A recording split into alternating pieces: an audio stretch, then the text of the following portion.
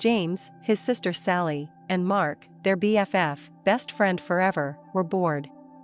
They had played all day, but now that it was dark and difficult to see, they had nothing to do. They couldn't play soccer because they couldn't see the ball. They didn't want to go inside and play a game because it was a beautiful springtime night and they liked being outside, especially after having to play inside all winter long. They just didn't know what to do, and it was a little too early for them to go home. "I guess I'll just go home," Mark said in a sad voice. "Aw, come on," replied James. "We still have time for another game of something." Then Sally said, "I have an idea. Let's play hide and seek." "I was just going to say that," James said. "Yeah, I'll bet," replied his sister. "You always say you were thinking of whatever I think of," she snapped. "Do not," James said in a loud voice. "Do too," yelled Sally. Mark just looked down at the ground and shook his head from side to side. "They are at it again," he mumbled to himself. Then he yelled, "Okay, let's play hide and seek, I'll be the seeker." He turned, faced a big tree, closed his eyes, and started counting out loud. 100 to 99, 98 to 97. Sally and Mark stopped arguing, looked at each other, and ran off in different directions to find a hiding place. In the distance they could still hear Mark counting, 4 to 3, 2 to 1. "Ready or not, here I come." Then he turned and began looking for places where they could be hiding. Finding Sally was easy. She always ran off and then circled back, so she would be close to base, the safe place to get to before being tagged. Mark looked for the biggest tree and ran towards it, but she wasn't there. "I'll bet she's behind that big bush," he said to himself. So he ran to it and was ready to tag her, but she wasn't there either. As he turned around, he saw James running towards base and darted after him. Just before he touched James' shoulder, James tagged the base and yelled out, "Safe." "Did you get Sally yet?" James asked. "No," said Mark, "I haven't been able to find her and it's getting late and we need to be heading home." So both boys yelled out, "Come on out, Sally, it's late." But there was no reply, not even a little snicker from somewhere in the darkness. They yelled again, "Come on out, Sally, it's late." Still there was no reply from Sally. They began to worry and started searching for her. As they walked around the area they called out, "Sally, come on, we give up, you're safe." But no matter where they looked, or how much they called out, Sally was wondering what had happened. All she could remember was crawling under the big trunk of a fallen tree to hide. Now, as she looked up, she saw several stars through a small hole above her head. She had fallen into a hole when she crawled under the tree trunk. "Help!" She yelled and heard her voice echo throughout what must have been a cave. "Help! Help, help, help!" "Did you hear that, James?" Mark said excitedly. "Sally just yelled for help." "Keep yelling, Sally," James screamed, "that way we can find you." Sally heard her brother and kept screaming. After a short while, the boys were standing next to the big tree trunk. "Hey! Are you stuck under this tree?" asked James. "Kind of," Sally yelled. "When I crawled under it to hide, I fell into a cave. Please help me, I'm scared, it's dark and I can't get out." Mark said, "James, you stay with Sally and I will go get my dad." Then he dashed off into the darkness. "Don't be scared," James said, "I am right here with you." "No, you're not," Sally sobbed. "You're up there and I'm down here." As Sally turned in the darkness of the cave, she bumped into something, screamed, and began to cry. "What's wrong?" James yelled. "There's something down here with me," Sally replied in a shaky voice. Just then, Mark and his dad came, running through the woods. Mark's father knelt down and asked Sally if she was okay. He could hear her crying and sobbing. "Sally, are you hurt?" he asked. "No," she said, "but I'm scared and there is something down here with me." "Stand back, Sally, I am lowering a rope and will be down with you in a second."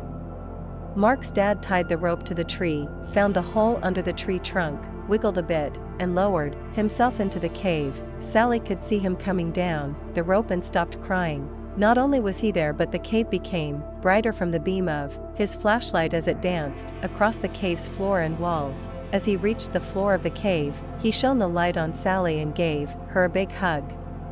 "Don't be frightened," he said. "I'll have you out of here in no time." Then he shone the light around, and saw that she had fallen into a small cave, and very close to her, in the middle of the cave, was something wrapped in layers of old blankets. "Mark, James, there's something down here. I am going to tie it to the rope and I want you to pull it out."